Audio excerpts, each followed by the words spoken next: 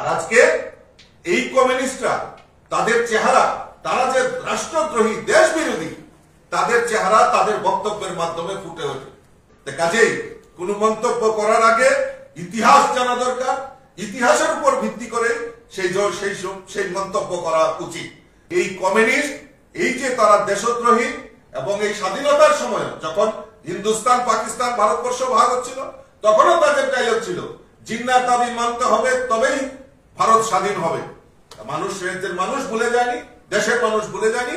আগামী দিন তাদেরকে উচিত শিক্ষা দেবে এই ত্রিপুরা রাজ্যের মানুষ। করেছিলাম স্বাধীনতা আন্দোলনে কমিউনিস্টদের ভূমিকা। আমাকে যদি স্বাধীনতা আন্দোলনে কমিউনিস্টদের ভূমিকা বলতে বলেন, আমি অন্তত সবটা তো জানিই না, কিন্তু বলতে গেলে আমারও কয়েক ঘন্টা লাগবে। কিন্তু কেউ কি বলতে পারবেন স্বাধীনতা আন্দোলনে আরএসএস এর ভূমিকা? আমি বন্ধুদের বলবো, গুগল সার্চ করলে সবার আছে, স্মার্টফোন আছে, আমার থেকে আপনারা স্মার্ট, সার্চ করুন। যদিও গোটা গুগলকে এমনভাবে তারা সাজিয়ে রেখেছে, তাদের নিয়ন্ত্রণ করাই গুগল বাধ্য হই আমরা ব্যবহার করতে, উপায় নেই আপনার কাছে।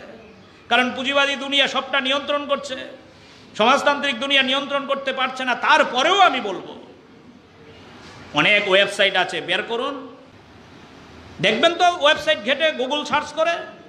আমাদের দেশকে স্বাধীন করার জন্য যারা জেল খাটলেন, যারা আন্দামানে গেলেন, আমাদের দেশের স্বাধীনতার জন্য গোটা পৃথিবীতে যাকে এক ডাকে চেনে, যাকে আমরা বলি জাতির জনক, 1947 সালে ভারতবর্ষ স্বাধীন হবার পর 48 সালের 30শে জানুয়ারি কাছ থেকে গুলি করে মহাত্মা গান্ধীকে খুন করলেন। ইতিহাসে তো পড়েছি, মহাত্মা গান্ধীকে যারা খুন করেছে তারা আরএসএস। এই আরএসএসের দলই তো বিজেপি। তারা আমাদের নিয়ে ব্যঙ্গ করে আমরা নাকি পাকিস্তানের দালাল, আমরা নাকি দেশদ্রোহী। লজ্জা হয় না? লজ্জা হয় না? আমাদের বলছ দেশদ্রোহী, তোমরা হয়ে গেলে দেশপ্রেমী না? কেমন না? বাংলায় কথা আছে, চোরের মায়ের বড় গলা, আমরা হয়ে গেলাম দেশপ্রেমী। আমাকে চ্যালেঞ্জ দিয়ে বলছি, এখানে বলেন তো, দেশের মধ্যে আজকে সবচেয়ে বড় দল, সবচেয়ে বেশি লোকসভায় সংখ্যাগরিষ্ঠ সিট পেয়েছে বেশি, বিজেপির লড়াই বলেন তো দেশের জন্য। স্বাধীনতার থেকে শুরু করুন, স্বাধীনতার পরে শুরু করুন, 60-এর দশক বলুন, 70-এর দশক বলুন, 80-র দশক বলুন, 90-এর দশক বলুন, 2000 সাল বলুন, 2010 সাল বলুন, 21 সাল বলুন, বলুন আমাকে। আমি চ্যালেঞ্জ করছি, সোশ্যাল মিডিয়ায় আমার কথা ভাইরাল হচ্ছে নিশ্চয়ই। আপনারা কি জানি বলেন তাদেরকে, ভক্ত নাকি বলেন? বন্ধুরা, এই ভক্তদেরও বলবো, থাকলে উদাহরণ দিন বিজেপির রাজনৈতিক লড়াই। কি লড়াই করেছে দেশের জন্য? স্বাধীনতার সময় লড়াই নেই? হ্যাঁ, লড়াই আছে। কি লড়াই?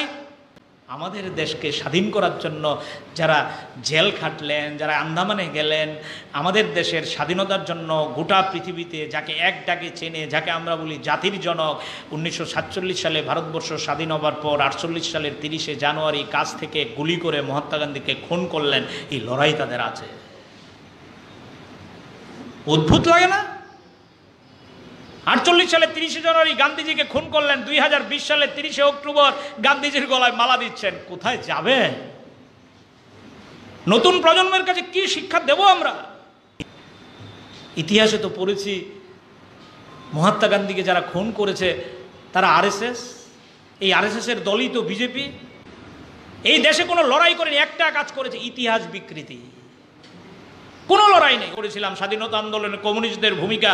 আমাকে যদি স্বাধীনতা আন্দোলনে কমিউনিস্টদের ভূমিকা বলতে বলেন, আমি অন্তত সবটা তো জানিই না, কিন্তু বলতে গেলে আমারও কয়েক ঘন্টা লাগবে। কিন্তু কেউ কি বলতে পারবেন স্বাধীনতা আন্দোলনে আরএসএস এর ভূমিকা? নাই। চোরের মায়ের বড় গলা, দেশপ্রেমী। 15ই আগস্ট তেরঙ্গা পতাকা কাঁধে নিয়ে গোটা আগরতলা চষে বেড়ায়, কি স্লোগান দেয়? জয় শ্রীরাম, ভারত মাতা কি জয়। স্বাধীনতা আন্দোলনে ভূমিকা নাই। 1920 সালে তৈরি হলো, স্বাধীনতা আন্দোলনে ভূমিকা নেই। 47 সালে ভারত স্বাধীন, 48 সালে গান্ধীজির হত্যা, 30শে জানুয়ারি। গান্ধীজির হত্যার পর আরএসএস গোটা দেশে নিষিদ্ধ। তখন তাদের নেতা দীনদয়াল উপাধ্যায়, আমি অনুরোধ করব সুযোগ হলে পড়ে দেখবেন ইতিহাস, দীনদয়াল উপাধ্যায়কে চিঠি লিখলেন আমাদের তৎকালীন স্বরাষ্ট্রমন্ত্রী বল্লভভাই প্যাটেল। এই আরেকটা, আমি হাসি পাই মাঝে মাঝে, আমি সোশ্যাল মিডিয়া ঘাঁটি আর হাসি, আপনাদের কেমন লাগে আমি জানি না। আবার বল্লভভাই প্যাটেলকে মালা দিচ্ছে। বল্লভভাই প্যাটেলের চিঠি যদি কারোর সুযোগ হয় খুলে পড়ে দেখবেন, আপনি গুগল সার্চ করলে পাবেন। বল্লভভাই প্যাটেল যে চিঠি দিয়েছিলেন দীনদয়াল উপাধ্যায়কে, চিঠিতে বলছেন তোমাদের নিষিদ্ধ করা হলো, তোমরা যেই কাজ করেছো এই কাজে তোমাদেরকে দেশে কাজ করতে সুযোগ দেওয়া যায় না। নিষিদ্ধ হলো আরএসএস। এই আরএসএস গিয়ে আবার মুসলেকা পাক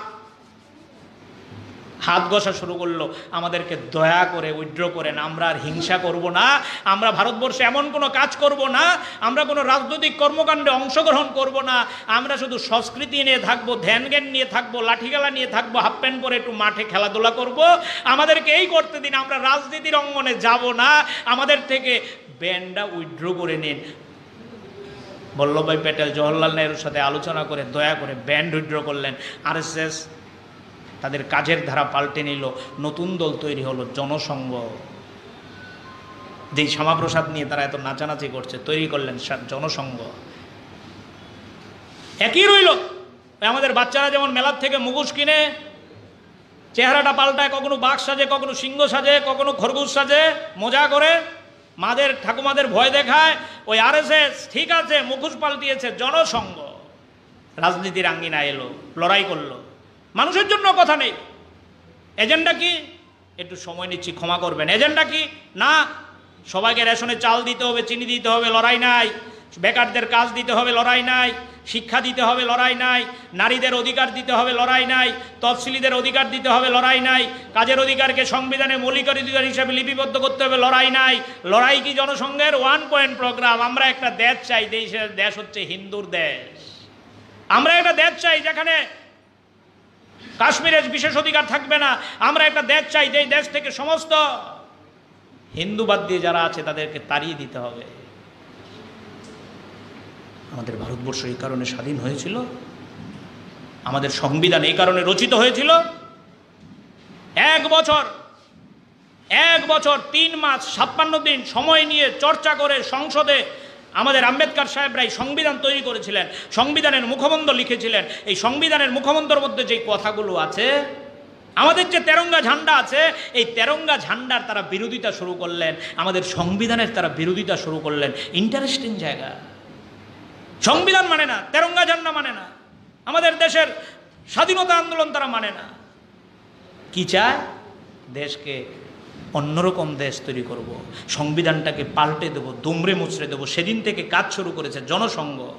এই জনসংঘ 1977 সালে জনতা দলের সরকারের সাথে যুক্ত হয়ে সরকারে মন্ত্রী হয়েছে 3 জন। ওখানে গিয়ে আবার লড়াই। এক দল বলছে সংবিধান যেভাবে আছে এবার আমরা সরকার চালাবো, তারা বলছে না, আমাদের কথা শুনতে হবে, সংবিধানের কিছু কথা পাল্টে দিতে হবে।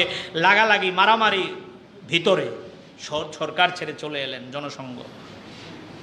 80-র দশকে নতুন দল তৈরি করলেন ভারতীয় জনতা পার্টি। অটল বিহারী বাজপেয়ী, আদবানি, এরকম আরও কয়েকজন মিলে ভারতীয় জনতা পার্টি 80-র দশকে তৈরি হয়েছে। আমি জিজ্ঞেস করি, 80-র দশকে তৈরি হওয়ার পর একটা ঘটনা কেউ বলতে পারবেন ভারতীয় জনতা পার্টি ভারতবর্ষের সার্বভৌমত্ব রক্ষার প্রশ্নে, ধর্মনিরপেক্ষতা রক্ষার প্রশ্নে, গণতন্ত্র রক্ষার প্রশ্নে, যুবকদের কাজের দাবিতে, ছাত্রদের শিক্ষার দাবিতে, কোনো বিশ্ববিদ্যালয় তৈরি করার দাবিতে কোনোদিন লড়াই করেছে? কি বলবেন? না, কোনো লড়াই নেই। এই বিজেপি দলের ভারতবর্ষে কোনো লড়াই নেই। বাধ্য হয়ে এখন মুখোশ পরে আছে, মুখোশ। ওই যে প্রথম থেকে মুখোশ পরার চরিত্র, কখনো আরএসএস, কখনো জনসংঘ, কখনো বিজেপি। এর নাম হচ্ছে বিজেপি। দেশের জন্য কোনো লড়াই নেই। একটা লড়াই, এই লড়াই হচ্ছে আমাদের দেশের সংবিধানটাকে ভেঙে টুকরো টুকরো করে দাও। তাই বন্ধুরা, আজকে এখানে যারা উপস্থিত হয়েছেন, আপনারা যদি দর্শনগতভাবে, দৃষ্টিভঙ্গিগতভাবে বিজেপিকে মোকাবেলা করতে না পারেন, আইডিওলজিগতভাবে বিজেপিকে মোকাবেলা করতে না পারেন, it's not a political party.